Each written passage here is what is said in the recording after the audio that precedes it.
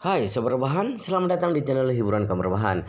Admin akan membacakan kelanjutan sebuah cerita novel yang sangat menarik, yang sangat seru, yang sangat menghibur, yang sangat layak untuk diikuti dari awal hingga akhir. Sebuah cerita novel yang berjudul The Story of Yichen. Tetapi sebelum melanjutkannya, pastikan kalian sudah subscribe channel ini dan aktifkan lonceng notifikasinya agar tidak ketinggalan jika admin upload berita baru.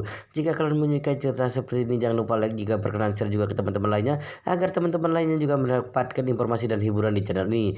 Baik, kita lanjutkan di part ke-382 bertepatan dengan bab ke-1834. Biar bagaimanapun, villa ini adalah villa terbagus dan terbesar yang ada di wilayah perkotaan Jinling. Ditambah lagi interior villa ini sudah didekorasi dengan begitu mewahnya, kemanapun mata memandang terlihat sekali kemewahannya di berbagai sisi villa ini. Oleh karena itu, hanya dengan melihatnya sekilas saja Zhang Guipen dan kedua temannya langsung tercengang. Sebelum tiba di sini, mereka sudah membayangkan kira-kira seperti apa interior villa milik Nyonya Besar Xiao. Namun bayangan mereka yang paling mewah saja bahkan masih kalah mewah dengan keadaan villa ini yang sebenarnya. Dong Yuling langsung langsung berseru, "Wah, villa macam apa ini? Bukankah tempat ini lebih pantas disebut istana?" "Tidak." Li Yoikin juga ikut membuka suara. "Villa ini bukan jauh lebih mewah daripada istana." "Sial, coba lihat sofa itu. Cantik sekali. Aku ingin mencoba berbaring di sana." Setelah mengatakan ini, dia langsung berlari menuju ke sofa tersebut.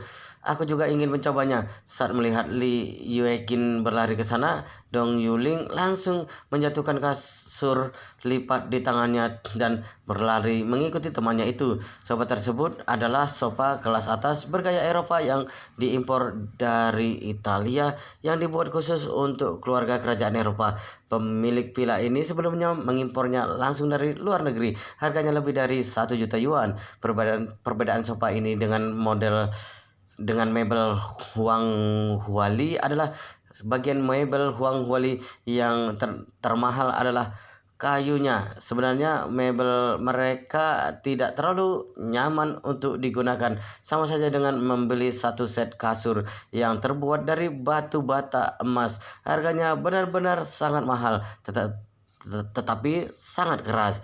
Oleh karena itu, mebel Huang Huali lebih digunakan untuk price test saja. Tetapi mebel bergaya Eropa ini berbeda. Yang membuat mebel mereka mahal adalah merek, pengerjaan, penampilan luar, dan tingkat kenyamanannya. Oleh karena itu, sofa ini memang digunakan sebagai barang konsumsi mewah untuk kalangan kelas atas. Setelah mereka berdua berlari menuju ke sofa tersebut, mereka lupa melepas sepatu mereka. Jadi mereka langsung menginjak sofa tersebut dengan sepatu yang masih menempel di kaki mereka. Mereka terus menggerakkan tubuh mereka untuk mencari posisi yang paling nyaman. Zhang Guipen langsung berkata, pelanlah sedikit, jangan menduduki sofa orang dengan sembarangan.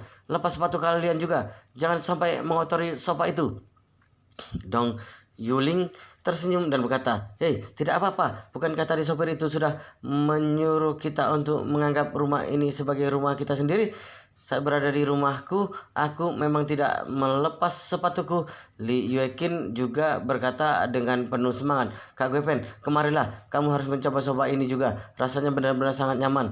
Aku rasa singgasana Jet Emperor bahkan tidak senyaman ini." "Benarkah?" Zhang Guipen berkata sambil tersenyum. "Kelihatannya sofa ini memang sangat bagus. Baiklah, aku akan mencobanya juga." Setelah mengatakan ini, dia langsung berjalan menuju ke sofa tersebut lalu duduk di sana. "Wah, empuk sekali." Zhang Guipen menyadarkan tubuhnya di sofa tersebut. Sebagian anggota tubuhnya terperangkap dalam kelembutan sofa itu. Dia menggerakkan kedua tangan dan kakinya dengan gembira. Dong Yuling yang sedang berbaring di sampingnya langsung berkata, Kak Guipen, kamu belum mencoba untuk berbaring di sofa ini. Coba berbaringlah, rasanya jauh lebih nyaman." Setelah mengatakan ini, dia langsung memiringkan tubuhnya dan menarik tangan Zhang Guipen lalu berkata, "Kak Guipen, cepat berbalinglah. Aku yakin setelah mencobanya, kamu pasti tidak akan mau bangun." Zhang Guipen menuruti perkataannya. Dia langsung berbaring di sana Detik berikutnya dia langsung berkata dengan gembira, "Wah, ternyata benar-benar benar jauh lebih nyaman. Aku bahkan rela untuk tidur di sofa ini, tidak perlu di kamar." Dong Yuling tersenyum dan berkata, "Sofanya saja senyaman ini. Tempat tidurnya pasti jauh lebih nyaman, Kak Gepen." Li Yuekin langsung berkata, "Kalau begitu bagaimana kalau kita pergi melihat kamar-kamarnya? Villa ini sangat besar. Aku yakin di sini ada banyak sekali kamar. Jadi kita bertiga bisa mendapatkan kamar sendiri-sendiri." Zhang Gepen menjawab, "Kalau soal ini lebih baik kita menunggu Nyonya Besar Xiao saja. Biarkan dia yang memilihkan kamar untuk kita." Dong Yuling mengerutkan bibirnya. "Aku sudah tidak sabar. Kamar di villa ini pasti ada yang besar dan kecil. Ada yang menghadap ke selatan dan utara. Aku ingin mendapat kamar yang besar dan menghadap ke selatan agar aku bisa berjemur di bawah sinar matahari setiap hari." Li Yuekin buru-buru berkata, "Aku juga menginginkan kamar yang menghadap ke selatan." Begitu mendengar perkataan kedua temannya, Zhang Guipen langsung berdiri dari sofa dan berlari menuju ke tangga sambil berteriak, "Tidak bisa, aku akan memilih kamar terlebih dahulu." Nyonya Besar Xiao sama sekali tidak tahu bahwa ketika dirinya pergi ke rumah sakit, rumahnya sudah dijajah oleh Zhang Guopen dan kedua temannya. Dia, Xiao Weiwei dan Qian Hoqian pergi ke rumah sakit dengan tergesa-gesa. Xiao Weiwei dan Qian Hoqian pergi ke rumah sakit dengan tergesa-gesa. Mereka segera mencari ruangan tempat Xiao Changgan dan Xiao Helong dirawat. Pada saat ini kondisi ayah dan anak itu sudah terlihat seperti mumi. Sebagian besar tubuh mereka terbungkus oleh gips. Meskipun nyawa mereka berdua tidak terancam, tetapi kedua tangan dan kaki mereka patah sehingga mereka benar-benar kehilangan kemampuan untuk menggerakkan tubuh mereka dan hanya bisa berbaring di tempat tidur sambil merintih kesakitan. Begitu menemukan ruang rawat mereka, mereka bertiga langsung berjalan memasukinya. Saat Nyonya Besar Xiao melihat keadaan mereka berdua, dia langsung terkejut setengah mati lalu berjalan ke arah mereka dengan panik. "Changgan, Helong, apa yang terjadi pada kalian?" Begitu melihat kedatangan keluarganya, Xiao Changgan dan Xiao Helong tidak bisa menahan air mata mereka. Mereka langsung menangis dengan keras, terutama Xiao Helong. Dia menangis dengan sangat menyedihkan. Xiao Wei langsung ikut meneteskan air matanya. Dia bertanya dengan sedih, "Ayah, kakak, mengapa kalian berdua menjadi seperti ini?" Ken Hokian juga merasa sangat sedih. Biar bagaimanapun, Xiao Helong adalah putranya. Meskipun hubungannya dengan Xiao Changgan sangat renggang, tetapi sampai kapanpun Xiao Helong tetaplah putranya. Saat melihat keadaannya yang seperti ini, tentu saja hatinya terasa sangat sakit, tetapi dia juga khawatir kalau Xiao Changgan akan marah padanya. Jadi dia hanya berdiri di sampingnya tanpa berani mengatakan sepatah kata pun. Pada saat ini mata Xiao Helong memerah. Dia berkata kepada Nyonya Besar Xiao sambil terus menangis, "Nenek, aku dan ayah dipukuli oleh anak buah Wu Donghai. Nek, aku benar-benar tidak terima. Aku mempunyai niatan baik untuk membantu Bu Donghai, tetapi dia tidak berterima kasih kepada kita, dia bahkan malah menyuruh anak buahnya untuk memukuli kita sampai menjadi seperti ini. Dia benar-benar sangat kejam." Su Changgan juga membuka suaranya, "Bu, ada pepatah yang berbunyi, dekat dengan raja sama saja dekat dengan seekor harimau." Akhirnya aku memahami maksud pepatah ini. Hari ini kita tidak boleh dekat dengan orang seperti Wudong-hai. Setelah ini kita harus jauh-jauh darinya. Nyonya Besar Xiao langsung bertanya, "Sebenarnya apa yang terjadi? Cepat ceritakan semuanya dengan sejelas-jelasnya." Xiao Changgan menceritakan semuanya kepada keluarganya. Setelah mendengar ceritanya, Nyonya Besar Xiao baru mengetahui apa yang terjadi sebenarnya. Ternyata saat mereka berdua menculik Malan, mereka juga menculik seorang penipu transnasional. Dan hal yang paling mengesalkan adalah pria selicik Wu Donghai ternyata juga tertipu oleh penipu transnasional itu. Demi mengambil hati orang itu, dia bahkan sampai mematahkan kedua tangan dan kaki cucu dan putranya. Nyonya Besar Xiao juga meneteskan air matanya sambil menepuk-nepuk pahanya. Dia berkata dengan sedih dan kesal, "Mengapa Tuhan tidak adil? Kalau hari ini kalian tidak pergi menemui Malan untuk memberinya pelajaran, maka penipu transnasional itu pasti akan menghancurkan keluarga Malan. Kalian turun tangan untuk memberi Malan pelajaran tepat pada saat ini, tetapi ternyata malah kalian sendiri yang mendapat pelajaran. Seharusnya hari ini Malan pergi ke neraka, tapi apa yang terjadi? Kalian malah membantu Interpol untuk menangkap penipu transnasional itu. Ini sama saja kalian membantu Malan untuk terbebas darinya." Begitu mendengar perkataan neneknya, Si Helong baru menyadari hal tersebut. Dia langsung menangis lebih keras lagi dan berkata dengan penuh emosi, "Aku tidak menyangka bahwa kita pada akhirnya malah menguntungkan Malan, si bajingan itu. Kita benar-benar sial. Selama aku hidup, baru kali ini aku mendapatkan kesialan sebesar ini, dan kesialan ini aku dapatkan karena inisiatifku sendiri. Wewe, cepat tampar aku. Aku benar-benar sangat marah pada diriku sendiri." Cewek hanya bisa berusaha untuk menenangkannya. "Kak, hal ini sudah terjadi. Kakak tidak perlu memikirkan hal yang sudah lewat. Yang terpenting sekarang ini adalah apakah luka kakak dan ayah serius? Apa kalian bisa pulih kembali?" Soelang berkata sambil terisak, "Bisa, aku dan ayah bisa pulih kembali. Hanya saja butuh waktu. Dokter mengatakan bahwa kami berdua mungkin tidak bisa mengurus diri kami sendiri selama beberapa bulan ke depan. Kami hanya bisa makan dan minum di tempat tidur. Mungkin kami harus terus dirawat di sini dan harus ada orang yang melayani kami." Nyonya Besar Xiao buru-buru bertanya, "Helong, Presiden Wu sekarang ada di mana?" "Dia tertipu oleh penipu transnasional itu sehingga dia menghabisi kalian berdua. Lalu setelah itu identitas penipu itu terungkap. Apa dia tidak memberi kalian kompensasi atau penjelasan apapun?" "Kompensasi apanya?" Xiao Changgan berkata dengan marah. "Si brengsek Wudong Hai itu langsung ditangkap oleh Interpol. Sepertinya dia juga sama sialnya dengan kita." Nyonya Besar Xiao langsung berkata dengan terkejut, "Apa? Kalau begitu kalian berdua tidak mendapatkan apa-apa, jadi sia-sia saja kalian berdua sampai terluka seperti ini."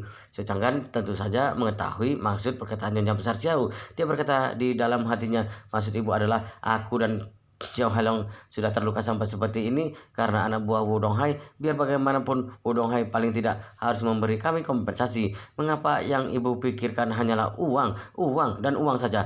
Begitu memikirkan hal ini, Changgan merasa sedikit tertekan. Kemudian dia berbicara lagi, "Bu, untuk sekarang ini lebih baik ibu bayarkan tagihan rumah sakit kami dulu agar kami bisa dipindahkan ke bagian rawat inap. Sedangkan mengenai Wudong Hai, saat dia muncul nanti baru kita temui dia dan minta penjelasan darinya." "Baiklah." Nyonya Besar Xiao hanya bisa mengangguk dan berkata, "Kalau begitu ibu akan membayar tagihan rumah sakit dulu." Setelah mengatakan ini, Nyonya Besar Xiao langsung berbalik badan dan berjalan meninggalkan ruangan tersebut. Begitu tiba di bagian administrasi rumah sakit, Nyonya Besar Xiao langsung berkata kepada pegawai yang bertugas di sana, "Aku ingin membayar tagihan rumah sakit atas nama Xiao Changgan dan Xiao Helong." Pegawai tersebut memeriksa data komputernya sejenak, lalu berkata, "Biaya untuk perawatannya sebesar 26.700 yuan, sedangkan biaya deposit untuk rawat inap sebesar 80.000 yuan. Jadi totalnya biaya yang harus dibayarkan adalah 106.700 yuan." Hati Nyonya Besar Xiao terasa sedikit pedih. Meskipun ini bukan jumlah yang besar, tapi 100.000 yuan lebih juga bukan jumlah yang kecil. Kalau uang ini tidak diganti 100 kali lipat oleh Wudong Hai, akan benar-benar tidak akan bisa tidur dengan nyenyak. Saat memikirkan ini dalam hatinya, Nyonya Besar Xiao mengeluarkan sebuah kartu bank dari dalam dompetnya lalu memberikannya kepada pegawai tersebut. "Aku akan membayarnya menggunakan kartu." Pegawai itu menerima kartu tersebut lalu menggesekkan di mesin pos. Setelah memasukkan jumlah tagihan yang harus dibayarkan, dia berkata kepada Nyonya Besar Xiao, "Silakan masukkan nomor PIN-nya." Nyonya Besar Xiao langsung memasukkan nomor PIN-nya dan mengkonfirmasinya. Namun mesin pos tersebut tidak mengeluarkan struk pembayarannya. Pegawai tersebut memeriksanya sejenak kemudian berkata, "Maaf Nyonya, kartu Anda ini telah dibekukan. Apa Anda ada kartu yang lain?" "Apa?" dibekukan. Nyonya Besar Xiao mengerutkan keningnya dan berkata, mana mungkin, di dalam kartu ini ada puluhan juta yuan. Pada waktu itu, Wudong Hai membantu keluarga Xiao membayar hutang-hutang mereka setelah pihak bank melepas segel pada aset-aset mereka yang sebelumnya disita. Nyonya Besar Xiao berhasil mendapatkan sebagian tabungannya kembali. Setelah itu Wudong Hai menginvestasikan uangnya pada keluarga Xiao. Nyonya Besar Xiao juga menemukan beberapa orang yang dapat membantu mengelola buku besar perusahaannya. Dia memasukkan uangnya ke dalam kartunya. Sekarang ini kartu tersebut berisi lebih dari 20 juta yuan. Dia menyimpan kartu ini sebagai dana pensiun untuk dirinya sendiri. Saat ini pegawai yang bertugas di bagian administrasi rumah sakit tersebut tiba-tiba mengatakan kepadanya bahwa kartunya ini telah dibekukan. Dia langsung menjadi panik dan gugup. Pegawai tersebut tidak peduli ada berapa banyak uang di dalam kartu itu. Di kartu tersebut, dia hanya berkata kepadanya dengan tidak sabaran, maaf, saya tidak peduli kartu Anda ini berisi berapa banyak uang, tetapi dari respon mesin pos ini dapat diketahui bahwa kartu Anda telah dibekukan. Kalau ada masalah dengan kartu Anda ini, Anda bisa menghubungi pihak bank. Ekspresi wajah Nyonya Besar Xiao terlihat sangat panik. Dia langsung mengeluarkan handphonenya dan menghubungi bank. Setelah menunggu cukup lama, dia baru tersambung dengan pelayan manual. Dia langsung bertanya dengan tergesa-gesa, mengapa bank kalian membekukan kartuku? Atas dasar apa kalian melakukan ini? Pihak bank yang ada di ujung telepon berkata dengan tenang, maaf Nyonya, menurut informasi yang kami miliki kartu Anda memang telah dibekukan. Alasan pembekuannya adalah karena kreditur Anda mengajukan perlindungan aset ke pengadilan. Jangan mengada-ngada, Nyonya Besar Xiao berkata dengan marah. Aku sudah melunasi seluruh hutangku sejak lama. Siapa kreditur yang kamu maksud?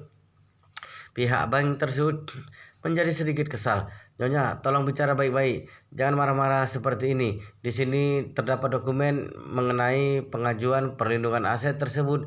Di dokumen ini tertulis bahwa Wudong Hai selaku kreditur Anda telah mengajukan perlindungan aset. Sebelumnya dia telah membantu Anda membayarkan hutang-hutang Anda yang senilai puluhan juta yuan.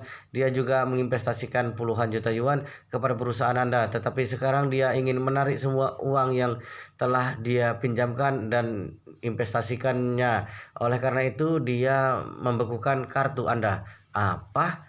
Nyonya Besar Xiao seolah-olah baru saja tersambar petir yang sangat dahsyat. Wudong Hai menarik semua uang dan investasinya.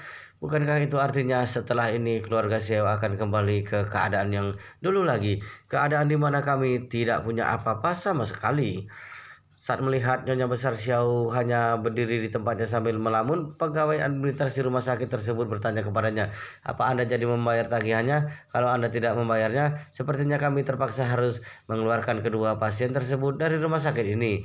Nyonya Besar Xiao langsung mengambil kartu lain dari dalam dompetnya dan memberikannya kepada pegawai tersebut. Coba pakai kartu yang ini. Pegawai itu mengangguk sambil menerima kartu tersebut, lalu menggeseknya di mesin pos lagi. Setelah Nyonya Besar Xiao memasukkan nomor PIN-nya, dia menggelengkan kepalanya dan berkata, kartu ini juga telah dibekukan. Kalau begitu coba kartu yang lain ini. Nyonya Besar Xiao mengambil semua kartu yang ada di dompetnya secara bergantian, namun ternyata tidak ada satupun kartu miliknya yang tidak dibekukan. Hal ini membuat Nyonya Besar Xiao sangat putus asa. Tepat ketika dia sedang kebingungan dan tidak tahu harus berbuat apa-apa, ada sebuah panggilan masuk di handphonenya. Dia langsung menerimanya tanpa keraguan sedikit pun. Detik berikutnya, dia langsung mendengar orang di ujung telepon tersebut berkata, halo Nyonya, aku menghubungi Anda karena ingin memberitahu sesuatu. Semua aset tidak bergerak milik Anda, yaitu perusahaan, villa, kendaraan, barang antik, kaligrafi dan lukisan sudah disita oleh lembaga kami. Kami meminta Anda untuk mengembalikan investasi Tuan Wudong Hai sesegera mungkin. Kalau tidak, semua aset milik Anda ini akan kami lelang. Nyonya Besar Xiao berkata sambil menangis, permintaanmu itu sama saja dengan membunuhku secara tidak langsung.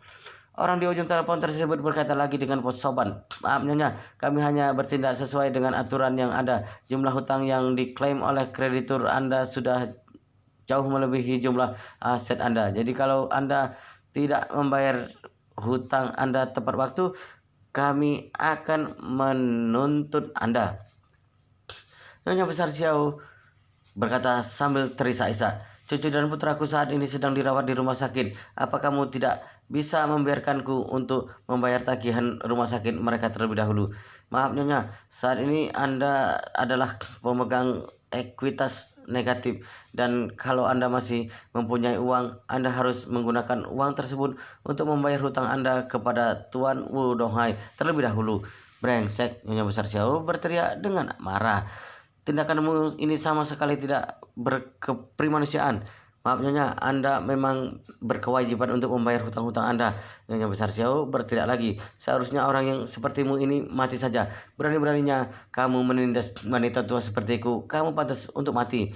Setelah mengatakan ini, Nyonya Besar Xiao langsung menutup panggilan telepon tersebut dengan marah. Setelahnya, pegawai administrasi rumah sakit tersebut bertanya lagi kepadanya dengan canggung, Nyonya, jadi bagaimana? Apakah Anda ingin jadi membayar tagihannya? Kalau tidak, jadi tolong Anda minggir dulu, karena di belakang Anda sudah ada banyak orang yang mengantri untuk membayar tagihan mereka. Nyonya Besar Xiao berkata dengan ekspresi wajah yang sangat suram, tidak jadi, bahkan uang untuk makan saja tidak ada, apalagi untuk membayar tagihan rumah sakit. Setelah mengatakan ini, dia langsung menghubungi Wu Donghai.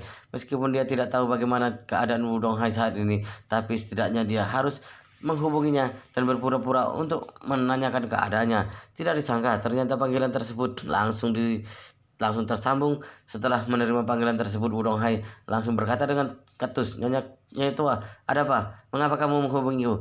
Nyonya Besar Xiao buru-buru berkata dengan nada menjilat, halo Presiden Wu, jadi begini, mengapa aku mendengar bahwa kamu tiba-tiba saja ingin menarik investasimu? Bukankah kita sudah sepakat untuk bekerja sama untuk waktu yang lama? Mengapa kamu tiba-tiba menarik investasi Anda? Ada apa? Apa ada kesalahpahaman di sini? Wu Donghai berkata dengan dingin, tidak ada permasalahan apapun. Aku benar-benar telah kehilangan kepercayaanku kepada kalian. Oleh karena itu, aku sudah tidak mengharapkan bantuan apapun dari kalian. Jadi untuk apa lagi aku mempertahankan investasiku? Nyonya Besar Xiao langsung memohon kepadanya sambil memelas. Presiden Wu, apa Anda tidak puas dengan tindakan yang dilakukan oleh cucu dan putraku? Kalau kinerja mereka kurang baik, Anda katakan saja. Aku pasti akan meminta mereka untuk bekerja lebih baik lagi. Aku mohon kepada Anda, tolong beri kesempatan sekali lagi kepada keluarga kami. Hai berkata dengan tidak sabaran. Aku sudah pernah memberi kalian kesempatan, tetapi kalian tidak memanfaatkannya kesempatan itu dengan baik. Jadi jangan pernah memohon kepadaku lagi. Nyonya Besar Xiao benar-benar merasa putus asa. Tiba-tiba dia teringat dengan pilanya. Jadi dia langsung bertanya, Presiden Wu, mengenai pila Anda, pada waktu itu kita sudah menandatangani perjanjian awal. Anda setuju untuk meminjamkan villa tersebut kepada kami selama 10 tahun. Anda tidak boleh melanggar perjanjian ini, karena kalau Anda mengambil villa itu juga, maka kami sekeluarga akan tidur di jalanan.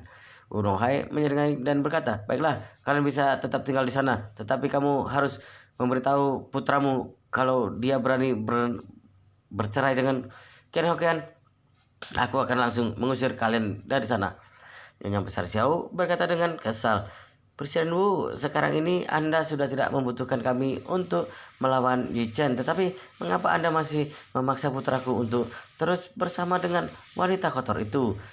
Anda juga tahu bahwa hal yang paling dibenci oleh pria adalah diselingkuhi oleh pasangannya. Kalau Ken Hokian masih hidup bersama kami, maka sampai kapanpun putraku tidak akan pernah bisa melupakan masalah ini.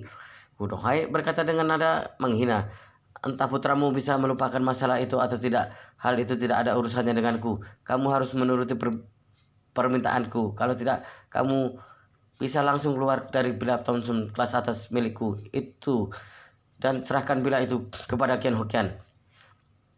Begitu mendengar ini, Nyonya Besar Xiao langsung menyadari bahwa dirinya tidak bisa membantah perkataannya lagi. Kalau dia terus mencoba membantahnya, kemungkinan besar dia akan kehilangan villa tersebut.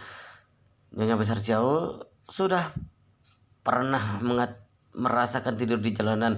Jadi dia tidak ingin merasakannya lagi. Dia tidak ingin menjalani kehidupan yang sulit seperti dulu lagi. Dia tidak bisa menahan untuk tidak berkata di dalam hatinya, selama aku bisa mempertahankan Villa Thompson kelas atas itu, bahkan meskipun putraku harus mempertahankan rumah tangganya dengan wanita kotor itu, aku bisa menerimanya. Aku sudah sangat tua, hidupku sudah tidak lama lagi. Pada tahun-tahun terakhir hidupku, aku tidak ingin merasakan penderitaan itu lagi. Jadi dia terpaksa terus menyanggupi permintaan Wu Donghai. Baik Presiden Wu, Anda tenang saja, aku pasti akan mempertahankan Ken Hoken di keluarga Xiao. Wu Donghai mendengus dingin, ternyata kamu bijaksana juga. Ya sudah, setelah ini jangan pernah menghubungiku untuk menggangguku lagi. Nyonya Besar Xiao buru-buru bertanya, Presiden Wu, jangan tutup teleponnya dulu. Ada satu hal yang ingin aku katakan. Aku ingin meminta bantuan Anda. Bantuan apa? Katakan saja. Nyonya Besar Xiao langsung menjawab. Jadi begini, cucu dan putraku terluka sangat parah. Saat ini aku tidak punya uang untuk membayar biaya perawatan mereka. Apa aku bisa meminjam beberapa ratus ribu kepada Anda? Beberapa ratus ribu? Urohai berkata dengan tidak senang. Kamu jangan lupa, grup Xiao masih hutang puluhan juta kepadaku, dan pada saat seperti ini kamu dengan tidak tahu malunya meminjam uang kepadaku. Sebenarnya kulit wajahmu itu setebal apa? Nyonya Besar Xiao berkata sambil menangis. Tapi aku tidak bisa membiarkan cucu dan putraku berada dalam kondisi seperti itu tanpa menjalani perawatan. Unohai berkata lagi, aku dengar nyawa mereka tidak berada dalam bahaya. Bagian tubuh mereka yang terluka juga sudah di gips. Itu artinya mereka sudah tidak perlu dirawat di rumah sakit lagi. Mereka bisa dirawat di rumah saja. Nyonya Besar Xiao berkata dengan terisak, tetapi mereka berdua sama sekali tidak mampu mengurus diri mereka sendiri. Setidaknya kami harus menyewa suster untuk merawat mereka, dan biaya untuk menyewa suster tidaklah sedikit. Wudong Hai tersenyum dan berkata, kalau soal ini kamu tidak perlu khawatir untuk biaya perawatan mereka. Aku akan memberitahu pihak rumah sakit untuk tidak menagih biaya tagihan rumah sakit kepada kalian, dan kalian bisa membawa mereka berdua pulang kapanpun. Selain itu, aku juga sudah menyiapkan 3 orang asisten yang akan membantumu merawat mereka. Kamu tunggu saja, ketiga orang ini pasti akan bekerja dengan baik. Saat ini Nyonya Besar Xiao merasakan bahwa Wu Donghai masih mempunyai rasa kemanusiaan kepadanya, dan berpikir di dalam hatinya, biar bagaimanapun Presiden Wu masih mengizinkan kami untuk tinggal di Villa Thompson kelas atas miliknya. Dia bahkan juga menyiapkan 3 orang asisten untuk membantu merawat cucu dan putranya. Dia masih termasuk baik. Mungkin dia memutuskan untuk menarik investasinya karena terbawa emosi saja. Ketika suasana hatinya kembali membaik, bisa saja dia akan berinvestasi kembali di keluarga Xiao. Begitu terpikirkan hal ini, Nyonya Besar Xiao langsung berkata dengan penuh terima kasih. Kalau begitu terima kasih banyak, Presiden Wu. Aku benar-benar sangat berterima kasih kepadamu. Wow, luar biasa sekali guys, ceritanya sangat seru, sangat menarik, sangat menghibur, sangat membuat kita penasaran jika tidak mengetahui cerita kelanjutannya. Tetapi sepertinya di video ini, di part ini sampai di sini dulu, dan kita akan lanjutkan di part berikutnya di video selanjutnya. Pastikan kalian sudah subscribe channel ini dan aktifkan lonceng notifikasinya agar tidak ketinggalan jika admin upload video terbaru. Jika kalian menyukai cerita seperti ini, jangan lupa like. Jika berkenan, share juga ke teman-teman lainnya agar teman-teman lainnya juga mendapatkan informasi dan hiburan di channel ini. Baik, kita lanjutkan di video berikutnya di part selanjutnya.